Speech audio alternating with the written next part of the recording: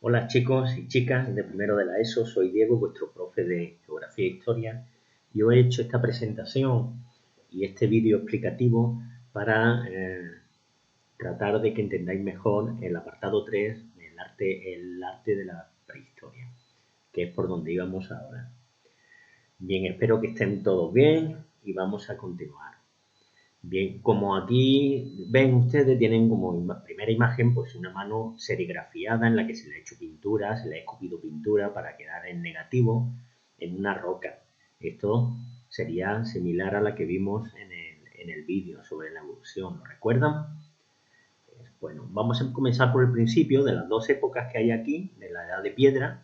Pues obviamente, seguro que ya saben ustedes que la más antigua es el Paleolítico, como su nombre indica. Y es donde nos quedamos justamente porque el apartado 2 iba sobre el Paleolítico. Seguro que se acuerdan precisamente de este esquema que ustedes copiaron en su cuaderno, ¿verdad? En el que vimos las distintas apartados o características del Paleolítico, como la economía, que se caracterizaba porque era una economía depredadora, la sociedad, porque era nómada, era una sociedad nómada, no tenían residencia fija, la cultura material, que se caracterizaba por la piedra tallada, pero nosotros nos vamos ahora a concentrar, este tercer apartado está dedicado precisamente a esta parte, que nos quedó pendiente, que sería el arte. Arte que vamos a ver en dos aspectos, el parietal, que se refiere al arte que no se puede mover, el que está en las paredes y los techos de las cuevas, que era uno de los sitios donde vivían, ¿verdad? Otro sitio era al aire libre también, en chozas. Y el mobiliar. Y el mobiliar hace referencia al arte que es móvil, que se puede mover. Bien, aquí estamos. Vamos a comenzar con las primeras creencias religiosas. Este sería el inicio del apartado 3 que nosotros hemos titulado El arte de las cavernas. El primer subapartado, el 3.1, está dedicado a las primeras creencias religiosas. Estas primeras creencias de nuestros antepasados pues estuvieron relacionadas seguramente con el culto a la fuerza de la naturaleza, de los astros, el viento, el sol, la lluvia, etc. Creían en la existencia de espíritus que intervenían en su vida y que podían ayudarle a la casa, protegerlo de las enfermedades, incluso causar la muerte. Por eso, las personas del Paleolítico realizaban ritos mágicos para ganarse el favor de estos espíritus. La existencia de estos ritos, es decir, que nosotros podamos constatar, pues claro, no hay restos escritos, no hay... ¿Cómo lo sabemos? Pues cuando vemos algún tipo de rito, los restos de algún rito mágico, pues ya podemos entender que no sabremos muy bien en qué creían, pero creían en algo. Y eso pues es importante porque nos indica que habíamos superado ya nuestra condición de simple animales. Uno de los primeros serían los enterramientos. Eso es un rito. El hecho de enterrar a los muertos, pues ya nos está diciendo que creían en algo, ya sea por respeto a sus antepasados, porque creyeran en el más allá, no sabremos muy bien en qué, pero ya sabemos que tenían un tipo de creencia. Y la aparición del arte está muy relacionada también con eso. Además de que el arte nos proporciona información sobre cómo vivían en aquellos momentos, ¿vale? Por tanto, estos primeros enterramientos pues reflejan una preocupación por lo que sucedía después de la muerte. Ya vimos en el vídeo que también no hemos sido la única especie, el Homo sapiens, el hombre actual es el Homo sapiens, recuerden ustedes, sino que otras especies como el hombre de Neandertal también enterraban a sus muertos. Y normalmente lo hacían acompañados, como vimos en los vídeos, de algunos objetos, conchas, amuletos, brazaletes, collares, etc.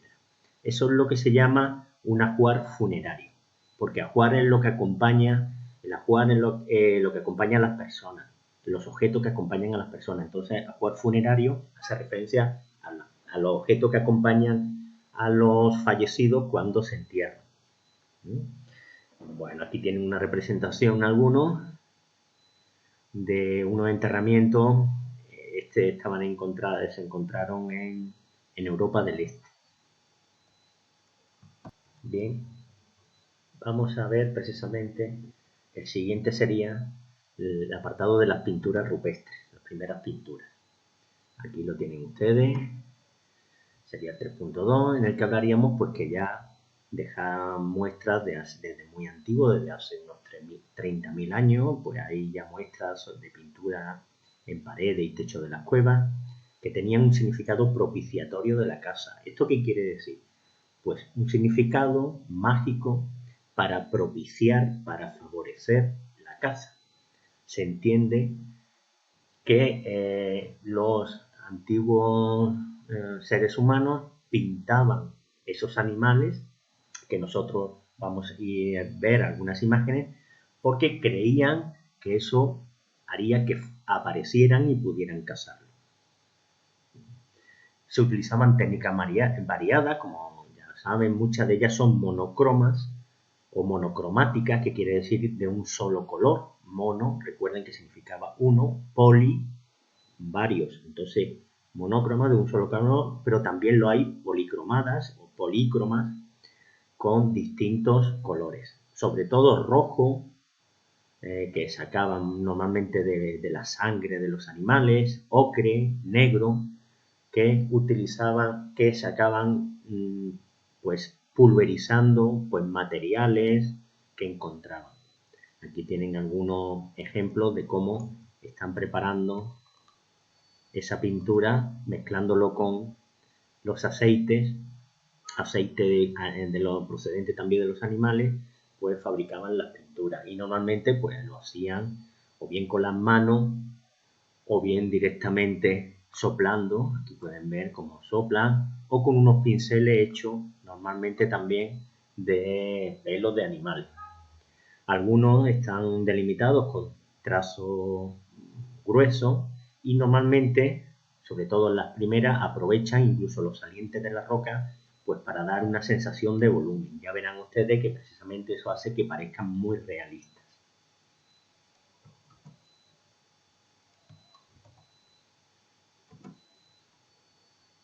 Dentro de la pintura rupestre, de estas del Paleolítico, hay una serie de características que son las que vamos a fijarnos ahora, que serían estas.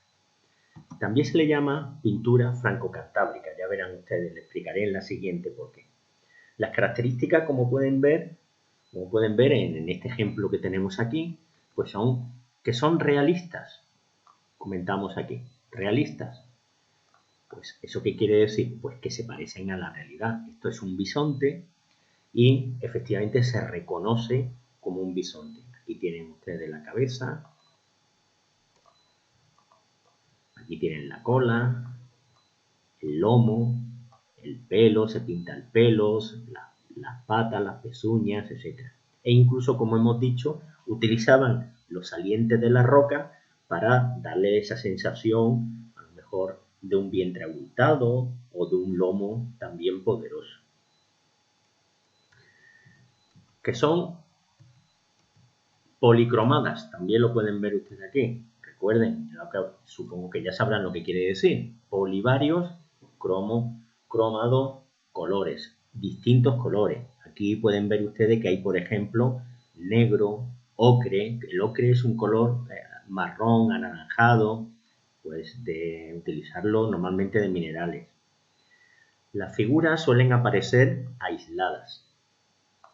Normalmente, es decir, no forman escenas, no es un rebaño, no hay una representación de algún tipo de escena, sino que normalmente aparecen simplemente las figuras de los distintos, sobre todo animales. Pueden aparecer varias, pero no parecen que tengan una relación unas con otras. No es un rebaño que esté circulando, sino simplemente como si los animales aparecen aislados unos de otros.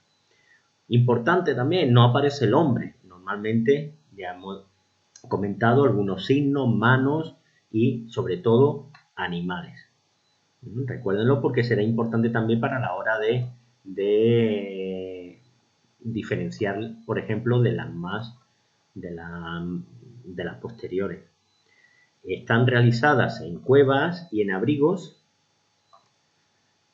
Abrigos se refiere a sitios que no llegan a profundizar mucho en la montaña, pero sí lo suficiente como para que haya un hueco importante.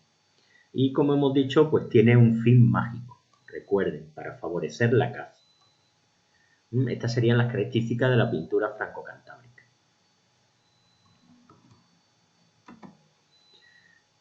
La pintura franco-catábrica se llama así, lo pueden ver, se lo explico aquí, porque sus principales muestras, es decir, los ejemplos más importantes de este tipo de pintura del Paleolítico, se encuentran en estas dos zonas, en Francia, sobre todo, por ejemplo, en la famosa cueva de Lascaux, o en Cantabria. No menos famosa también la cueva de Altamira, que está en Cantabria, ¿verdad? Y pueden ver, por ejemplo, una representación de la cueva de Lascaux en Francia, toros, vacas, ciervos, caballos, etc. Son los representados, y en Cantabria, pues los famosos, los bisontes de la cueva de Altamira. Aquí les dejo también, aquí no lo vamos a ver, pero tienen una visita virtual si quieren a estas dos cuevas. Pueden verla aquí en el vídeo, si quieren, en la cueva de Lascaux, y también puedes ver en la de Altamira. Bueno, en realidad no es Altamira, es la Neocueva, que se llama. La Neocueva, puesto que es una réplica de la cueva de Altamira, que se procura reservar, ya que se está deteriorando por las visitas y eso, se deterioran las pinturas. Hasta el momento se habían conservado muy bien porque habían estado aisladas, pero el hecho de visitarla, el sudor, el calor corporal, las respiraciones de las personas que la visitan, pues pueden dañar las pinturas, y por tanto se trata de reservar, pero se ha hecho una réplica que es exactamente igual, para que esa sí se puede visitar. Son muy interesantes, les recomiendo que la vean. Volvemos, por tanto, nos quedaría ver dentro del arte del Paleolítico el arte mobiliar, es decir, las estatuillas y grabados.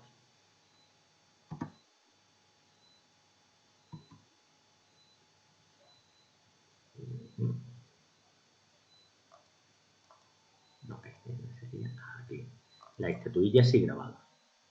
Aquí pueden ver ustedes cómo también hay muestras de arte mobiliar, como pueden ser placas de piedra, normalmente grabadas con algún tipo de instrumento punzante. Aquí pueden ver ustedes cómo esta placa, por ejemplo, aparece leonas. Aquí tienen el contorno de esas leonas con las piernas, el vientre, etc.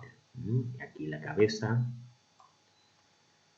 También aparece caras por ejemplo, de caballos, como tienen en esta placa también. O estos propulsores que se empleaban para lanzar las lanzas, valga la redundancia, más lejos y con más fuerza, que también están esculpidos, están decorados con formas de animales. Pero especialmente destaca, por ejemplo, las estatuillas, como estas Venus paleolíticas, que normalmente le hace siempre mucha gracia a ustedes cuando los pongo. En este caso no se lo puedo poner, pero llamada Venus paleolítica. Venus era la diosa, una diosa del amor, ¿verdad? La diosa del amor romana, y por tanto se le llama así a estas estatuas del Paleolítico porque se entiende que son diosas, representaciones de diosas o amuletos, posiblemente para aumentar la fertilidad, es decir, la fecundidad, para poder tener muchos hijos. Recuerden que estamos en una época en la que es importante tener muchos hijos para asegurar que continúe la tribu y que continúe la especie, porque muchos también se morían. Entonces era necesario tener muchos hijos. Y se piensa que de una forma mágica, creían que eran amuletos que favorecería el tener muchos hijos, que aumentara la fecundidad. Por eso son antinaturalistas, es decir, no se parecen, están deformadas, están un poco deformadas, porque sobre todo las partes relativas a eso, a la fecundidad, a la maternidad, los pechos, las caderas, etc. Pero no suelen aparecer, por ejemplo, la representación de la cara, o están muy deformada. Si quieren ver algunas más, pues ya tienen los enlaces en el blog. Si volvemos, por tanto, en la siguiente etapa nos encontraríamos con el Neolítico. En el Neolítico, que aunque sería el siguiente apartado, lo vamos a ver ahora ya también, concretamente el apartado del arte, para que puedan comparar la del Paleolítico y del Neolítico, y de esa forma pueden sacar conclusiones y sean capaces de identificar. Ya verán ustedes que precisamente la del Neolítico, aunque son más modernas, pues parecen como peor hechas, porque son menos realistas. Bien, en el Neolítico, que les sonará este esquema, que es muy similar, muy parecido, se lo he hecho muy parecido al del Paleolítico para que puedan compararlo, pero no es lo mismo, las cosas han cambiado bastante en el Neolítico. Con el Neolítico empieza cuando se descubre la ganadería y la agricultura. Por eso la economía, ven ustedes aquí, ya les sale, va a cambiar, ya va a ser una economía productora frente a la del Paleolítico, porque ya los seres humanos van a producir sus propios alimentos. Mediante la agricultura y la ganadería se van a producir los alimentos, ya no solamente se va a coger de la naturaleza lo que quiera. Como precisamente se necesitan cuidar a los animales y cuidar las tierras de cultivo y protegerlas y evitar que se lo roben, que se lo coman otros animales y cuidarlas, pues precisamente eso va a hacer que se hagan sedentarios. Por tanto, ya no van a poder irse como antes en busca de la caza y ser nómadas, sino que tienen que tener una residencia fija precisamente para poder cuidar de los cultivos y del ganado.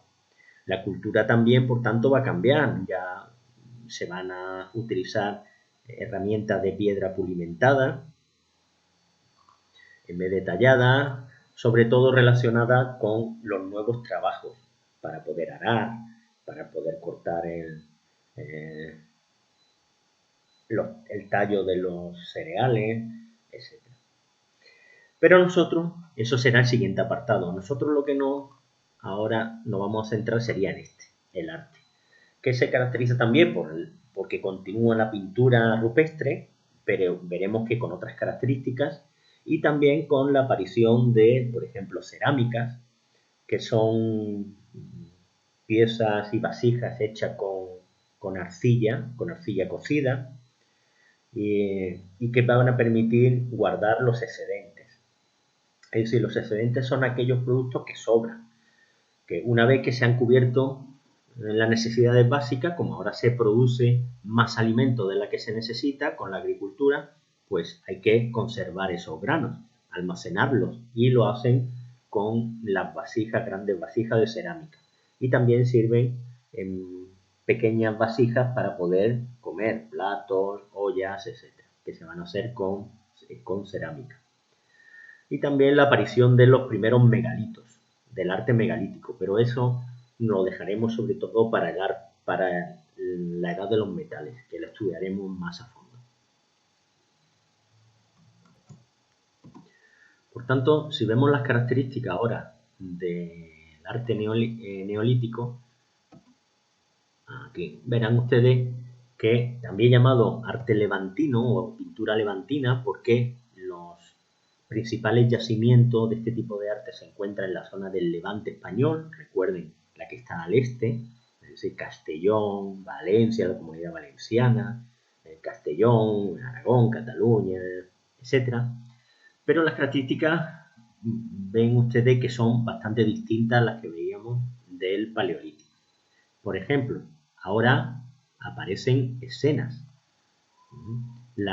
Ya las distintas figuras están organizando una escena, en este caso una escena de casa. Aparece el hombre, como pueden ver también aquí. Aquí pueden ver cómo el hombre aparece en forma de cazadores. Esto es una escena de caza en la que ciertos cazadores con arcos y flechas están cazando pues ciervos.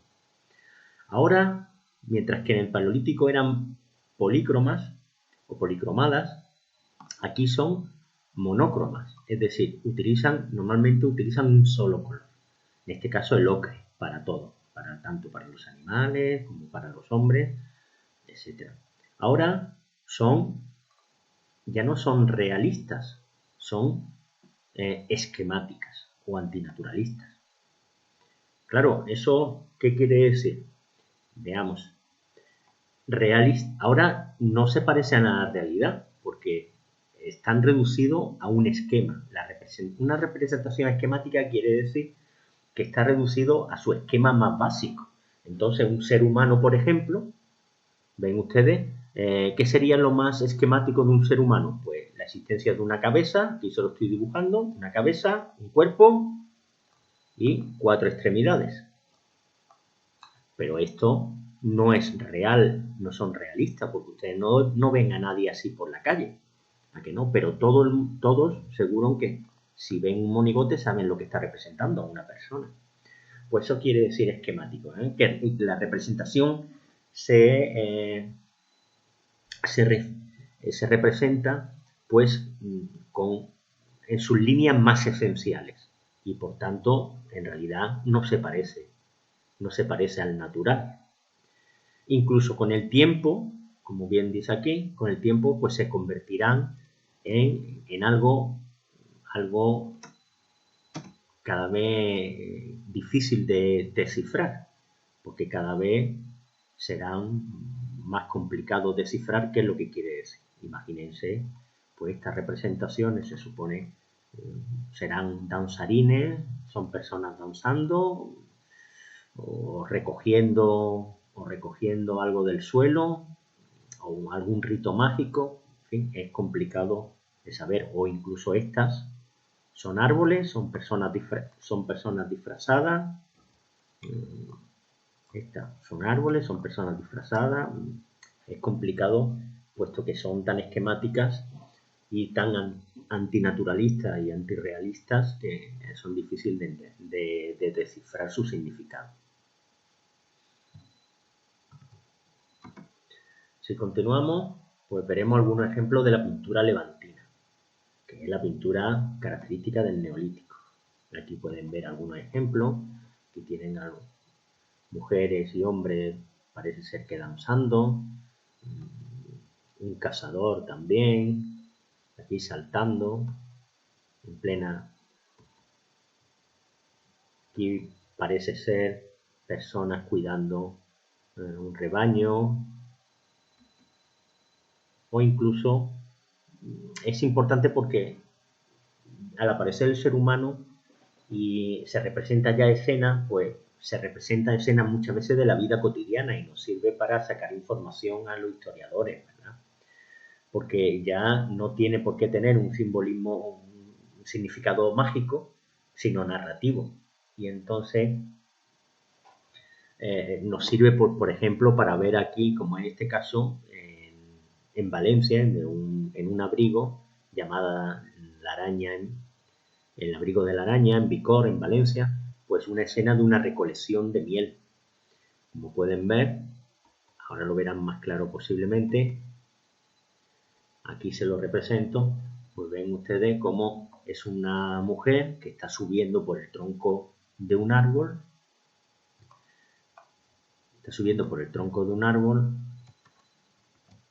con una cesta para recoger la miel que está aquí en el panal, aquí tenía el panal, aquí tienen la cesta y se representa incluso las distintas abejas, como están pululando alrededor precisamente de la mujer.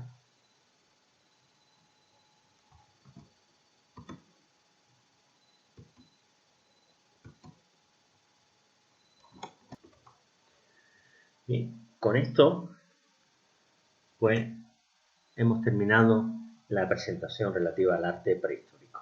Espero que les haya gustado y nos vemos en la próxima. Hasta luego.